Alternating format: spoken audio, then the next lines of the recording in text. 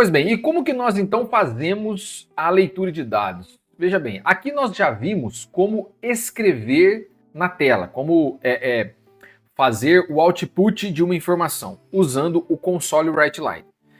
E sem entender ainda, mas chegaremos lá, o que é o console e o que é o write-line, eu vou mostrar para vocês como ler dados do teclado, ler dados da tela. Então vamos aqui remover o nosso while. A melhor forma de fazer isso, talvez, é deixar uma pergunta. Por exemplo, console.writeLine. E você pode perguntar qual é o seu nome. Perfeito? Então, essa é a primeira mensagem. E logo em seguida, você vai fazer uma leitura de qual é o nome. E como é que você faz isso? Utilizando, então, o console readline. Então você vai fazer o console readline, ou seja, ele vai ler tudo que você escrever em uma linha até você pular essa linha. E aí depois você vai então escrever qual é o nome, o nome escrito. Vai deixar uma mensagem de olá. Olá, fulano, olé não. Olá. Beleza, alguém. E aí, como que nós vamos colocar o nome da pessoa aqui? O que precisamos fazer, na verdade, é guardar o readline numa variável. Logo mesmo, não se preocupe como isso funciona, tá? Apenas crie uma variável string e coloca name, recebendo o console readline. E aí, logo em seguida, no console writeline, você vai colocar o name. Se você executar o seu código, o que é esperado é que ele pergunte, qual é o seu nome? Abre chaves. Olá, abre chaves.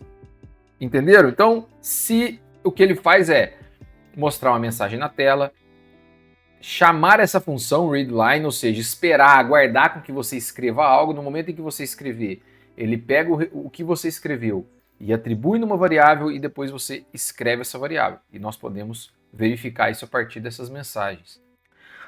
Aqui pode parecer para vocês um erro, que ele está falando assim, bom, você está tentando converter uma mensagem literal, uma variável literal que pode ser nula para algo não nulo, ou seja, enfim, aqui é um pouco mais complexo, mas se você quiser corrigir isso e no futuro entender do que se trata, só colocar um ponto de interrogação aqui e beleza, eles tomam esse erro e você pode executar o seu projeto sem problema. E assim você consegue então fazer leituras de mensagens no teclado e escrevê-las numa variável e beleza, usá-las.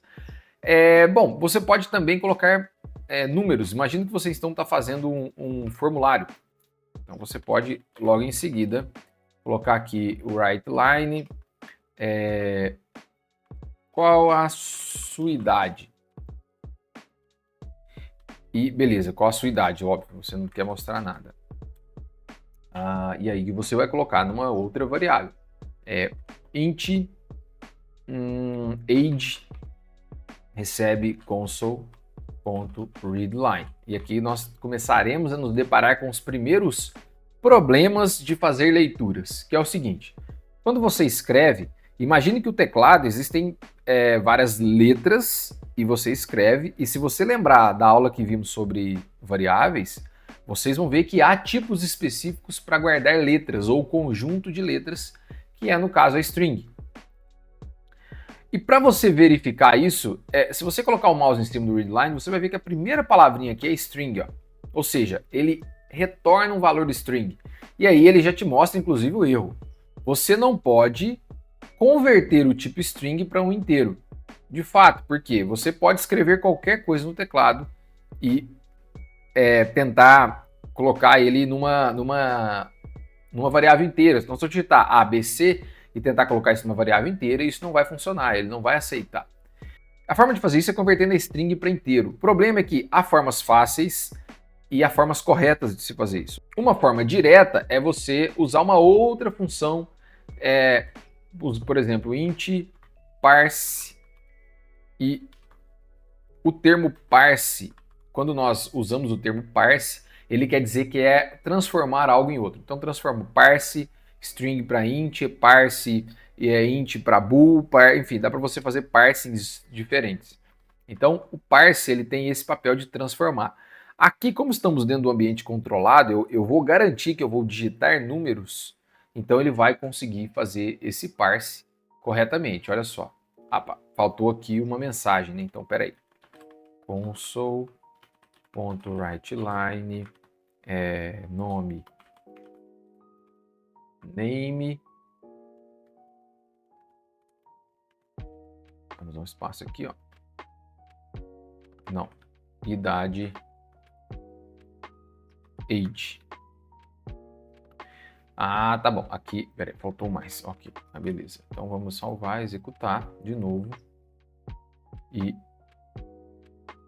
tá. Eu comecei a executar o projeto e fiz a edição e tentei executar de novo.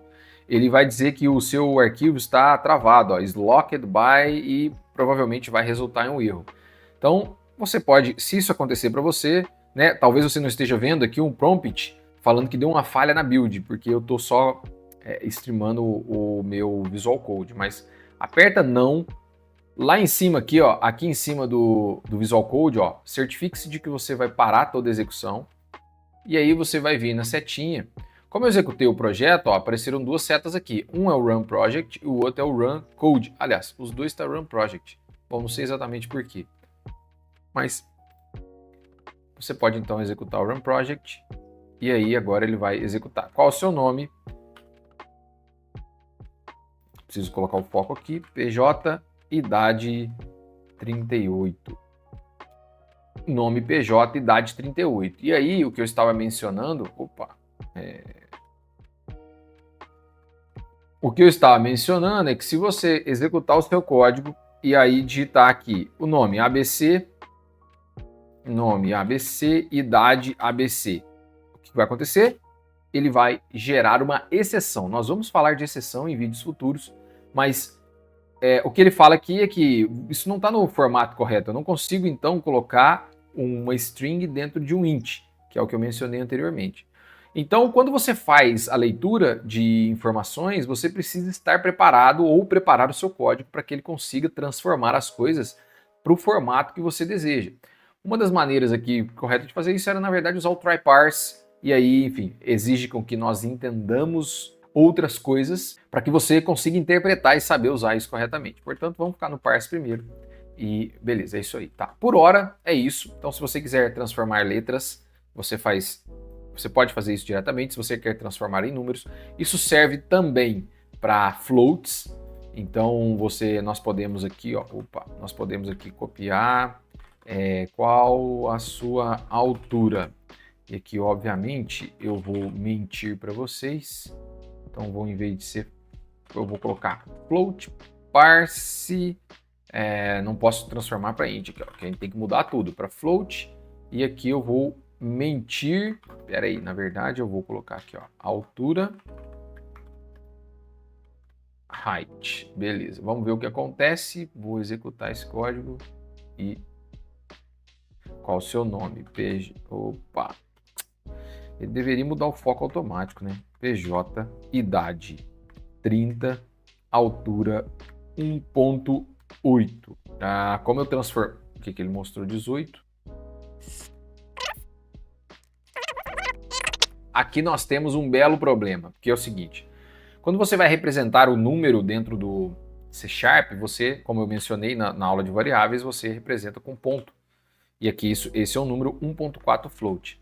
O problema é que quando estamos trabalhando com a codificação, UTF e tal, e aí provavelmente ele tem uma localização por português, o português utiliza a vírgula como pontuação. Então, no caso, eu preciso escrever 1,8 e não 1.8.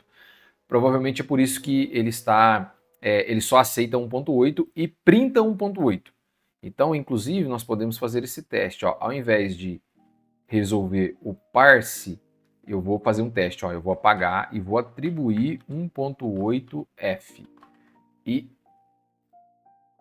rodar esse projeto. Vamos ver o que ele mostra. Qual o seu nome? Meu Deus do céu. Que saco.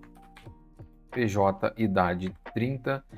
Exatamente isso que eu havia sugerido. Então, mesmo que você coloque 1.8, e isso aqui ele usa o padrão internacional para pontuação, então aqui 1.8 na verdade significa 1,8. Aqui na hora de escrever na tela ele está considerando um alfabeto português, tanto que você consegue colocar acentos, você consegue utilizar cedilha, você consegue fazer várias coisas que são relacionadas não só ao alfabeto português, Brasil, mas também outros alfabetos. No entanto, ele localiza para que seja legível, certo? E então, quando você digitar 1.8 ou você considerar 1.8, você precisa digitar 1,8, que ele já transforma em um valor float para nós. Perfeito? Então, é dessa forma que nós conseguimos capturar variáveis a partir do teclado, e aí agora nós podemos pensar em brincar mais, interagir mais com nossas aplicações, beleza? Então, vejo vocês no próximo vídeo. Valeu!